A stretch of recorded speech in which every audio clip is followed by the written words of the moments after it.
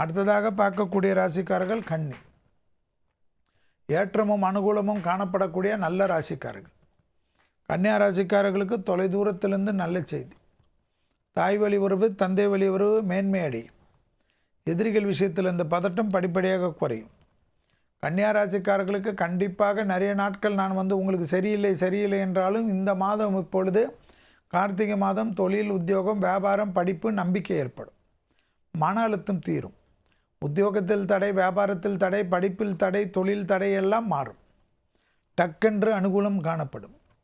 புதிய முயற்சிகளில் இருந்த பிரச்சனைகள் பரிபூர்ண நிவர்த்தி ஏற்படும். சுபகாரியத்தில் காணப்பட்ட இந்த சிக்கல் தீரும். எதிர்பார்க்காத இடத்திலிருந்து நல்ல செய்தி கிடைக்கும். சுபகாரிய தடைகள் டக்கென்று நிவர்த்தி ஏற்படுவது மனதில் ஏற்றங்கள் ஏற்படும். அதே சமயம் நரம்பு சம்பந்தப்பட்ட கோளாறு, ஒத்த தலைவலி சம்பந்தப்பட்ட கோளாறு, அலர்ஜி சம்பந்தப்பட்ட கோளாறில் மட்டும் கன்னி கவனமாக இருக்க வேண்டும். சுபவிரயம், அரசாங்க உத்தியோகத்தில் இருப்பவர்கள் மேன்மையடையவர்கள். அரசியல்வாதிகளுக்கு டக்கென்று நல்ல செய்திகள் கிடைக்கும். புது பொறுப்புகளுக்கு வரக்கூடிய பிராப்தம் ஏற்படும். தேக ஆரோக்கியத்தில் மட்டும் அதிக கவனம், தூக்கமின்மையை கவனமாக பார்த்து கொண்டால் மற்றவெல்லாம் கன்னிக்கு ஏற்றம். கன்னிக்கு தொலைதூரத்திலிருந்து நல்ல செய்தி.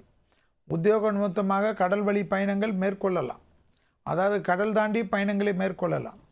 கப்பலில் வேலை செய்யக்கூடிய கன்னியா ராசிக்காரர்களுக்கு பெரிய அதிர்ஷ்டங்கள் காணப்படும். வேற்றுமொழி மனிதர்களால் பேசக்கூடியவர்களால் அதிகம் ஆதாயம் பெறக்கூடிய ராசிக்காரர்கள் கன்னி. கன்னியா ராசிக்காரர்களுக்கு குடும்பத்தில் ராகு கேது என்பது ஜன்மத்தில் கேதுவும் 7ஆம் இடத்தில் ராகுவும் இருப்பதனால் குடும்ப விஷயத்தில் அதீத கவனம். துணை அல்லது துணைவியார் விஷயத்தில் தேக ஆரோக்கியத்தில் கவனம். துணை அல்லது துணைவியார் விஷயத்தில் வாக்குவாதத்தில் மட்டும் கவனம். வெளியிடம், உத்தியோகம், தொழில், வியாபாரம், படிப்பில் ஏற்றங்கள் காணப்பட்டாலும் குடும்பத்தில் கவனத்துடன் சண்டை சச்சரவு இல்லாமல் இருப்பது கன்னிக்கு சுபிச்சம்.